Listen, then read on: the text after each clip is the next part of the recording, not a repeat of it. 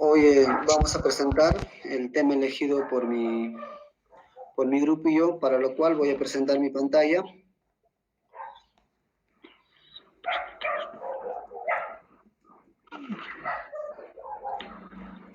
Bueno, el tema que nosotros, mi grupo y yo hemos elegido se llama estructura y composición de la Tierra, para lo cual voy a dar pase a mi siguiente compañero que va a empezar con la exposición. Ya, en la siguiente, buenas noches, docente. Vamos a empezar con la explicación del tema, ¿no? La composición y la estructura de la Tierra, ¿no? Tenemos capas definidas por la composición de la corteza, manto y núcleo, ¿no? También también tenemos como propiedades litosfera, actinosfera, mesósfera y núcleo interno y el externo. Compañera, el otro diapositiva, ¿puede pasar? Y el objetivo principal, ¿no? Hay, como mencionaba anteriormente, hay corteza, que es el núcleo, en la corteza, el manto, el núcleo, ¿no? Ya, podemos explicar de la corteza terrestre, ¿no es cierto? Mira, la estructura de la Tierra puede establecer según dos criterios, ¿no es cierto? Diferentes. Según composición química, el planeta puede dividirse en corteza, manto y núcleo. Según las propiedades físicas, definen a litosfera, actinosfera y mesósfera y el núcleo, ¿no es cierto? Por ejemplo, si hablamos de corteza terrestre, nosotros decimos, tenemos como una capa relativamente fina, ¿no? Eso solo será más o menos 3 kilómetros en dorsal oceánica y 70 kilómetros en grandes cordilleras terrestres, ¿no? Como por ejemplo el Himalaya. Se distingue dos tipos de corteza también, como conocido también corteza oceánica y corteza continental. Si hablamos de corteza oceánica, la formación fondos de grandes cuencas oceánicas. Está compuesta por gran mágica y basalto, ¿no? Rocas mágicas como basalto, el gravo. También podemos mencionar de esta minerales en abundancia. En esta capa son ¿cómo se llama? Los elementos, bien como el silicio, el oxígeno, el hierro, el magnesio, ¿no? El en el por ciento en la superficie. El efecto continental. En esta forma continental está compuesto por rocas físicas más ligeras y menos densas.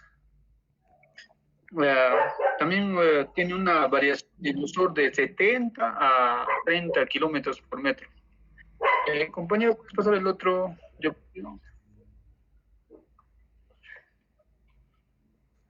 El siguiente diapositiva, compañero. Allá. Ahí tenemos igual, ¿no? Hay corteza, el manto. Retrocede, compañero. Ya, ahí, ¿no? Ahí, como mencionaba antes, tenemos la corteza, el manto, ¿no? Hablando de la corteza, también podemos profundizar, ¿no? Entre la corteza y el manto se manifiestan dos fenómenos físicos, que en primer lugar, hay una discontinuidad en la velocidad sísmica, que se conoce como discontinuidad de Morovicek, que se conoce como discontinuidad Morovicek. En la segunda lugar, existe una discontinuidad química entre varios cúmulos titánicos que se han observado en parte de la corteza, ¿no? Absolutamente dentro de la corteza continental. Ahí pasamos en el manto, extiende hasta una profundidad de 2.890 kilómetros y se ha convertido en roca más grande de la planeta. Está compuesta por rocas sílicas ricas en magnesio y hierro, ¿no? También podemos decir que la convección de esta capa es responsable de los movimientos de placas tectónicas. Mira, ¿no? Cómo nos damos cuenta, ¿no? En el manto, este es el causa de la convección y la responsabilidad del movimiento de las placas tectónicas, ¿no? el manto superior. Tenemos mantos también, ¿no? Dos tipos de mantos, manto superior e inferior. Componentes desde base de 670 kilómetros de profundidad. El manto inferior está sometido a una presión de mucho mayor a lo que tenga una mayor viscosidad a comparación con un manto superior, ¿no? Abarca desde 670 kilómetros hasta 2.900 kilómetros. Mm, eh, Pasamos al este, ¿no? Como hablamos del núcleo. El núcleo está, como dice ahí, es una estrella rica en hierro con un radio de 3.486 kilómetros.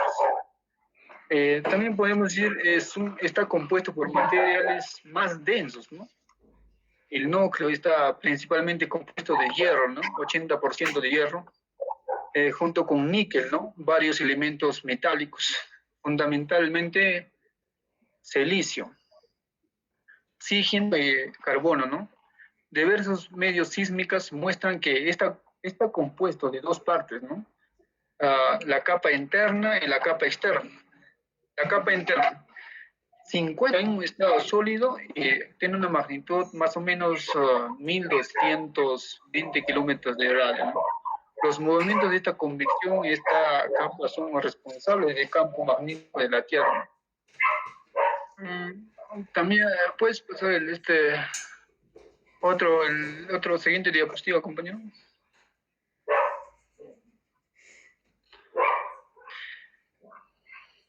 Y asimismo, mencionar que esta capa externa está compuesta por mezclas de hierro y níquel y otro. También las capas y las propiedades físicas tenemos como astenosfera, mesósfera, ¿no? Astenosfera es debajo de la litosfera, en manto superior como una profundidad de 600 kilómetros.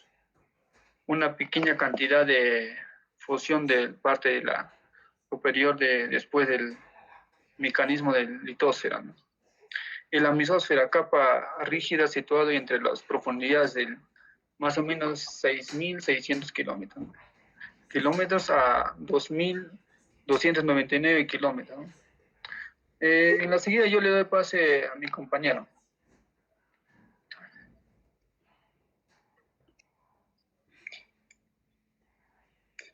A continuación vamos a explicar sobre la composición química de la Tierra. La Tierra generalmente está compuesta principalmente por 8 elementos químicos, que es el oxígeno, el silicio, el aluminio, el hierro, el calcio, el sodio, el potasio y el magnesio, que juntos representan un 98.5% de la corteza terrestre. Estos elementos se combinan para formar diferentes minerales y rocas. Como podemos ver acá en la imagen, generalmente abarca el oxígeno un mayor porcentaje, ¿no? Con un 47%, y el silicio con un 28%, aluminio 8%, el hierro 4.5% y así sucesivamente, ¿no? Siguiente diapositiva.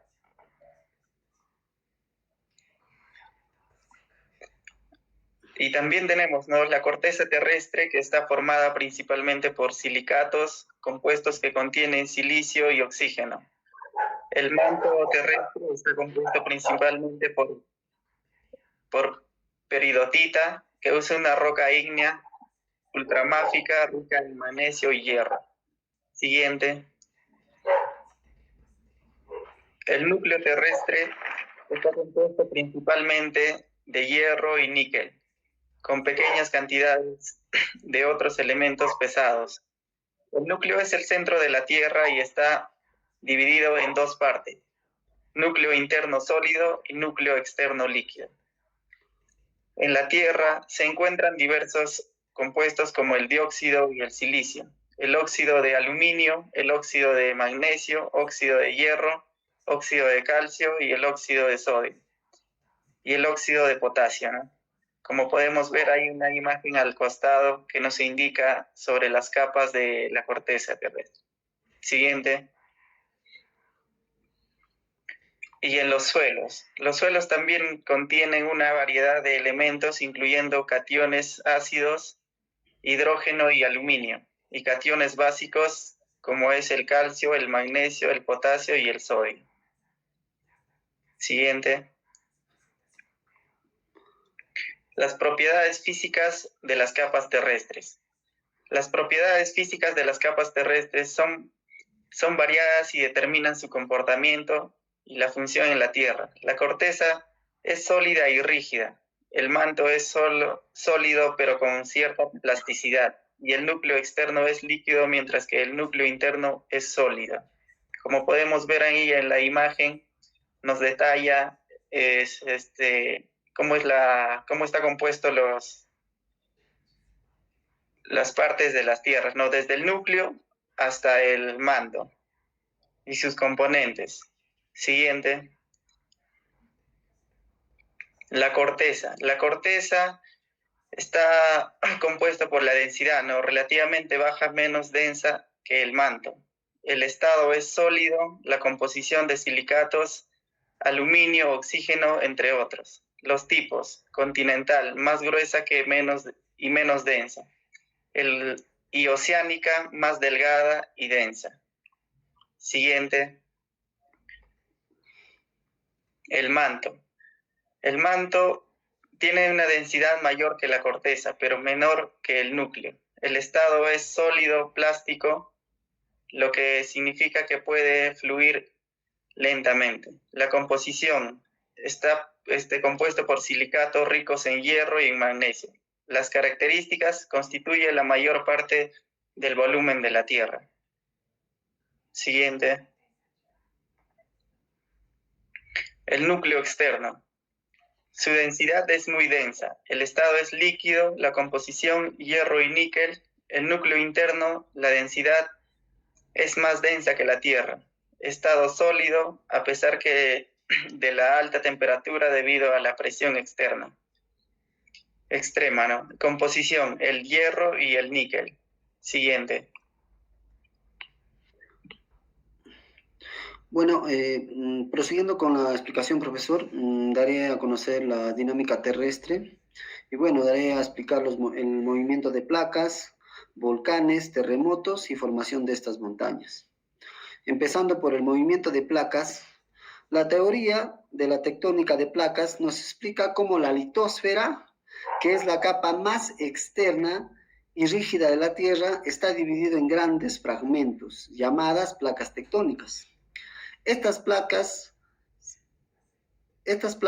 se desplazan sobre una capa más blanda, llamado astenosfera, y estas se mueven y chocan entre sí, entre tipos de límites. Y bueno, uno de los tipos de límites es divergente, esto quiere decir cuando se separan, convergente cuando colisionan, y de transformación cuando se deslizan lateralmente. Este movimiento está impulsado por dos grandes fuerzas.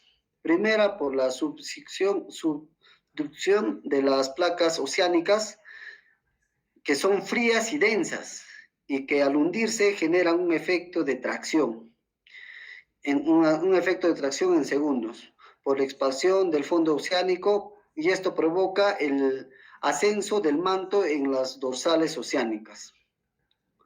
La forma y la distribución de estas placas están determinadas por la interacción entre los movimientos del manto y la resistencia de la litosfera. Algo clave que sería formar que se da la subducción fragmental y organizada a las placas de grandes y pequeñas.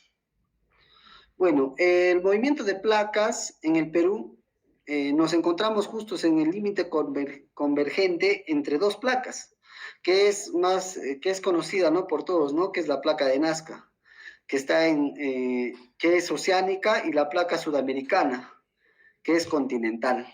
La placa de Nazca se está hundiendo por debajo de la sudamericana, en la zona llamada fosa entre los países de Perú y Chile. Esta subducción genera una gran deformación de la corteza y desplazamiento de medios satelitales, como el GPS, y estas se diferencian entre 4 a 5 milímetros por cada año de la costa peruana, lo que se conoce como el silver peruano. Un ejemplo claro, ¿no? Es el movimiento de la placa de Nazca hacia el este y su hundimiento debajo del país del Perú, de nuestro país. Es lo que forma la cordillera de los Andes, ¿no? Que ha generado la intensa actividad sísmica y volcánica que tenemos. Bueno, los volcanes. Los volcanes están directamente relacionados con los límites de las placas. En los márgenes convergentes, como donde una placa subsede bajo la otra. Se produce la fusión parcial del manto, generando un magma que sube superficialmente y forma volcanes. Bueno, además también existen volcanes que no están en los bordes de placas. Estos parecen en los llamados puntos calientes, donde la columna y el magma ascienden desde el manto profundo. Un ejemplo tenemos en Hawái, ¿no?